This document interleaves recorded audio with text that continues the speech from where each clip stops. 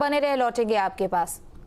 तो वहीं दिल्ली विधानसभा की 70 सीटों पर मतदान लगातार जारी है। दिल्ली में सुबह 9 बजे तक 8.10% मतदान हुआ है। नई दिल्ली में 9 बजे तक 7.41% वोटिंग। कालकाजी सीट पर 9 बजे तक 6.19%, जंगपुरा सीट पर 9 बजे तक 7.33% मतदान हुआ है। तो सबसे कम अगर वोटिंग दिल्ली में कहीं पर हुई है तो कालकाजी विधानसभा क्षेत्र में यहाँ पर देखने को मिली है। सीएम आतिशी वहीं से उम्मीदवार हैं। बता दें कि दिल्ली विधानसभा की 70 सीटों पर मतदान लगातार जारी है। दिल्ली में सुबह 9 बजे तक कुल यहां पर बात करें तो 8.10% मतदान हुआ है। बता दें कि नई दिल्ली में 9 बजे तक लगभग 7.5% तक वोटिंग। इसके अलावा कालकाजी की बात करें तो सबसे कम सुबह 9 बजे तक यही वोटिंग हुई है, जो कि लगभग 6% के आसपास है। जंगपुरा सीट की बात करें तो सुबह 9 बजे तक 7.33% मतदान हुआ है।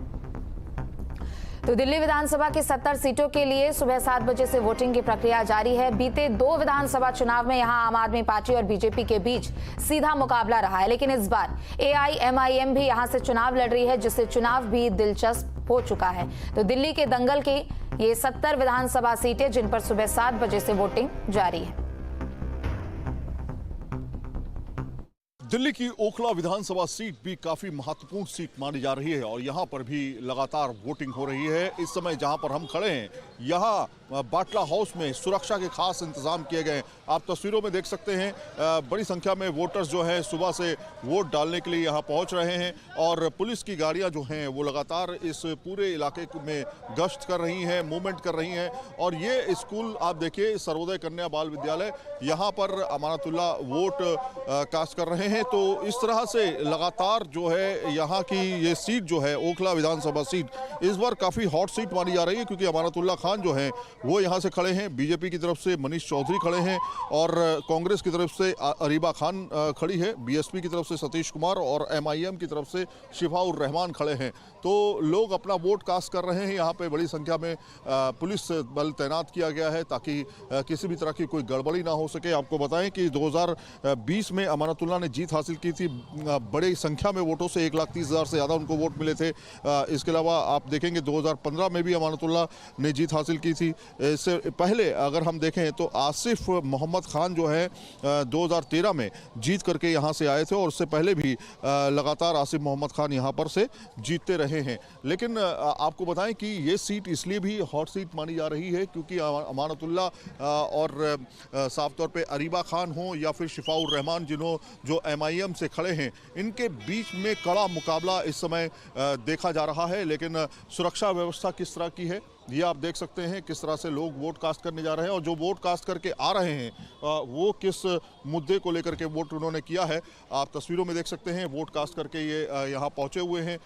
किन मुद्दों को लेकर के आपने वोट कास्ट किया है, किसको दिया है ये मत बताइएगा, किन मुद्दों को लेकर के वोट कास्ट? इधर ठीक ठाक काम हुआ है, उसी मुद्दे को लेकर वोट किया है। काम हुआ है तो इस वजह से वोट कास्ट किया? हाँ, वोट कास्ट किया। आप भी वोट डाल दिए? जी डाल दिया। क्या मुद्दा था वोट डालने का, क्या किन मुद्दों पर वोट होता है? सारे ही मुद्दे हैं यहाँ तो, क्या क्या क्या बताएं आपको? साफ सफाई और ये सब यहाँ तो सारे मुद्दे हैं और कोई किसी को भी दे दो, सब काम हुआ कि नहीं? सब एक से, कांग्रेस, जनता पार्टी, आम आदमी पार्टी सब एक है। तो मेरे भाई हैं। तो आपने भी डाल दिया? यस, बेसिक हम लोग का ये था डेवलपमेंट यहाँ पे जैसा भी है पहले से तो बेटर ही है।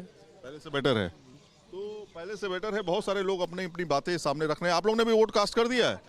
हाँ, तो वोट कास्ट करके लोग जो है निकल रहे हैं, अपना मताधिकार का प्रयोग कर रहे हैं। कुछ युवा भी हैं। आपने वोट कास्ट किया? जी, वोट दिया है। अच्छा, तो ओखला में किन मुद्दों को लेकर के आपने वोट कास्ट किया? ओखला में बेसिक तो विकास के लिए, जो पहले विकास के लिए क्या है, विकास पहले इनका आप देख रहे हैं कितना डेवलप हुआ है, पानी का और सड़कों का। अमानतुल्लाह साहब ने बहुत बढ़िया दिया। कांग्रेस उसने, जो हमारी आप पार्टी है केजरीवाल, तो उसने विकास किया, तो उसी विकास के ऊपर हमने दिल्ली उसमें वोट करा है। लेकिन माहौल बिल्कुल बदल गया है एक तरह से, खासतौर पे 2-3 दिन के अंदर के देखें। आपने किस मुद्दे पर वोट किया? मुद्दा यही है कि ओखला का डेवलपमेंट होना चाहिए, जो पहले डेवलप हुआ है उससे ज़्यादा डेवलप होना चाहिए।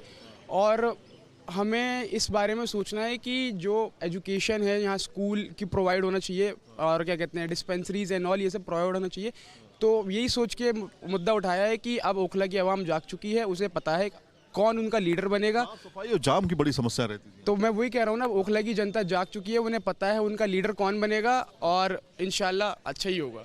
अच्छा ही होगा। तो कुल मिलाकर के लोग आश्वस्त हैं ओखला में और वो ये मान रहे हैं कि इस बार सिर्फ और सिर्फ ओखला के डेवलपमेंट पे वोट किया जाएगा। वीडियो जर्नलिस्ट जयराम के साथ सैयद आमिर हुसैन, ओखला, दिल्ली।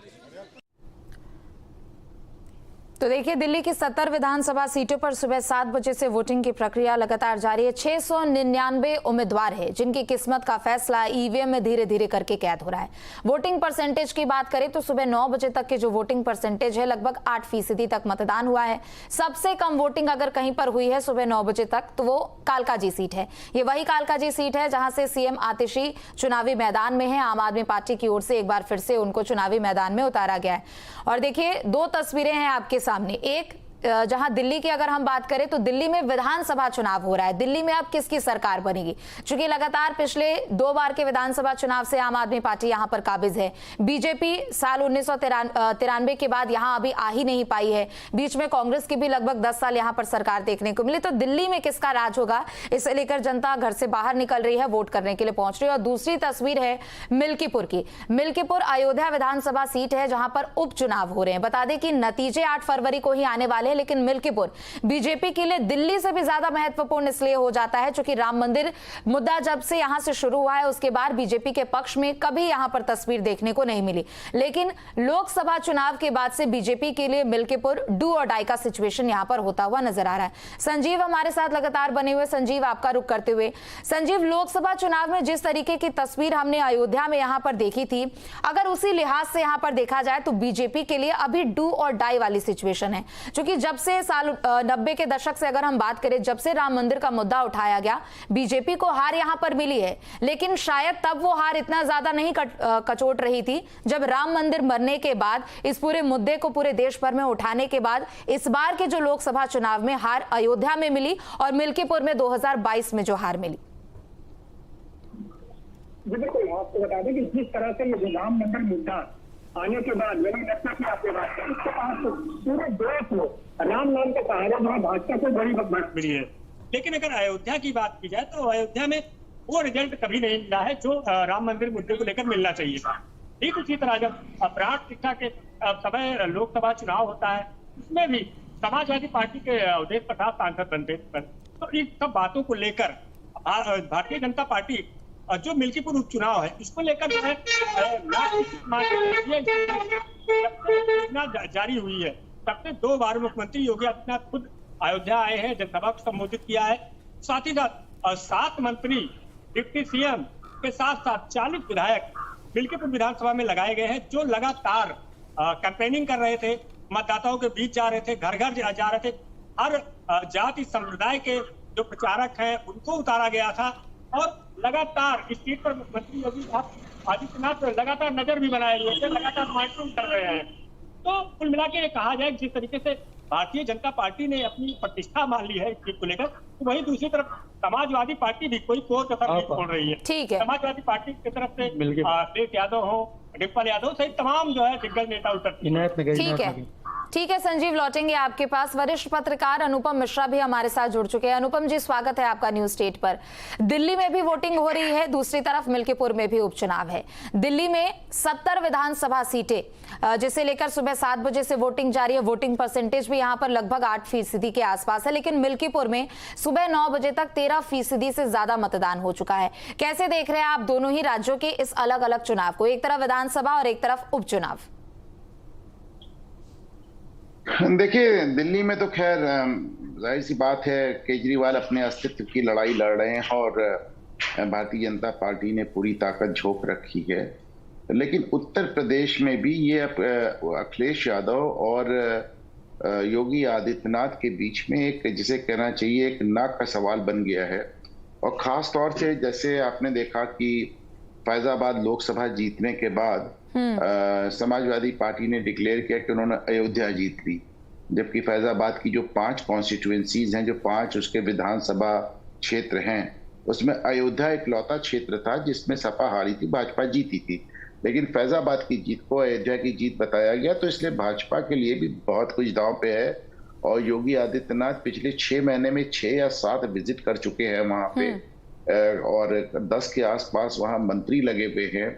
और जितनी राज्य की ताकत है उसमें झोंकी जा चुकी है। उपचुनाव में तो वैसे भी देखिए आप, गवर्नमेंट कोई भी गवर्नमेंट हो उसका अपर हैंड होता है, क्योंकि प्रशासन उनका होता है, गवर्नमेंट की कंटिन्यूटी होती है। और इसके चलते उपचुनाव अभी आपने देखा हमारे यहाँ 9 उपचुनाव हुए, 9 में से 7 भाजपा ने जीते और 2 समाजवादी पार्टी ने जीते। तो ये उपचुनाव में एक नैरेटिव की एक होड़, एक मोमेंटम बनाया था। समाजवादी पार्टी ने 37 सीट जीतकर 2024 के लोकसभा उपचुनाव में, वो मोमेंटम कहीं ना कहीं खोता नजर आया जब वो 9 में से 7 उपचुनाव हार गए। तो अब वो उस मोमेंटम को वापस हासिल करना चाहेंगे, क्योंकि 2027 के विधानसभा चुनाव के पहले यही इकलौता एक चुनाव है उत्तर प्रदेश में जिससे वो फिर से मोमेंटम बनाना चाहेंगे, दिखाना चाहेंगे कि हमने अयोध्या जैसी जगह पे भारतीय जनता पार्टी को लगातार दूसरी बार शिकस्त दे दी। पर योगी आदित्यनाथ के लिए भी अयोध्या बहुत नजदीकी मामला है, उनके लिए it's very close to heart. तो उन्होंने पूरी ताकत वहां झोंक रखी है, अपनी भी और सरकार की भी और मंत्रियों की भी। और अयोध्या एक बहुत कांटे की लड़ाई होने वाली है, लेकिन जब नजदीकी मामले होते हैं तो छोटी छोटी चीजें असर डालती हैं। तो हम यहाँ पे चंद्रशेखर रावण जो यहाँ पे चुनाव लड़ रहे हैं, और जैसा कि आप जानती हैं कि दोनों, ठीक है, लेकिन एक सवाल मेरा ये भी है और आपसे, चूंकि देखिए अगर हम दिल्ली को अभी साइड रखते हैं तो दिल्ली में एक से एक यहाँ पर मुद्दे हैं, चाहे वो स्वास्थ्य को लेकर हो, शिक्षा को लेकर हो, या फिर फ्री सेवाएं को लेकर हो, मेडिकल सुविधाओं को लेकर हो। लेकिन दूसरी तरफ अगर हम बात मिल्कीपुर की करें, मुद्दे यहाँ पर वही है, लेकिन सबसे बड़ा मुद्दा है राम मंदिर को लेकर। हमने देखा कि सीएम योगी ने खुद इस पूरे विधानसभा उपचुनाव की कमान अपने पास संभाल रखी है। लेकिन इसके अलावा वोटिंग से कुछ दिन पहले आपने भी देखा होगा वो वीडियो, अवधेश प्रसाद का रोते बिलखते वो वीडियो सामने आया था। तो क्या आपको लग रहा है कि वो इस एक मूव के जरिए क्या वो एक टर्निंग पॉइंट समाजवादी पार्टी के लिए साबित हो सकता है? क्योंकि बीजेपी लगातार बार बार मोहित खान का नाम उठा रही है और अभी जिस तरीके के मामले सामने आए हैं उसे लेकर बीजेपी सपा को घेर रही है। तो क्या उन 7 सीटों की हार पर समाजवादी पार्टी की ये एक सीट जो है वो सबसे ज्यादा यहाँ पर महत्वपूर्ण है? मैंने अभी आपको बताया कि अयोध्या से एक नैरेटिव बनता है, राम मंदिर भारतीय जनता पार्टी के नैरेटिव में एक बड़ा मुख्य बिंदु रहा है। तो एक ये नैरेटिव बनता है कि साहब आपने जहां राम मंदिर बनाया हमने आपको वहीं हरा दिया। और अगर ये बिल्कीपुर की हार हो जाती है तो भाजपा के लिए एक दिक्कत वाली बात होगी कि आप अयोध्या जिले में दूसरी बार एक सीट हार रहे हैं। तो बहुत कुछ राइट सबके अखिलेश के लिए कर रहा है, योगी के लिए कर रहा है, लेकिन अवधेश प्रसाद के लिए भी कर रहा है, क्योंकि अवधेश प्रसाद ने ही मिल्कीपुर की सीट वैकेट की है, उन्हीं ने ये सीट खाली की है और उनके पुत्र यहाँ से चुनाव लड़ रहे हैं। तो उनके लिए एक पारिवारिक इशू हो गया है। और इसके चलते आप मान के चलें कि तीनों ही जो नेता हैं, अखिलेश, योगी और अवधेश, उन तीनों का ही सब कुछ व्यक्तिगत इसमें अब दांव पे लग गया है और ये एक बहुत क्लोज फाइट हो रही है। बिल्कुल, बहुत बहुत शुक्रिया अनुपम जी आपका तमाम जानकारियों के लिए और चर्चा करने के लिए। और संजीव आपका भी बहुत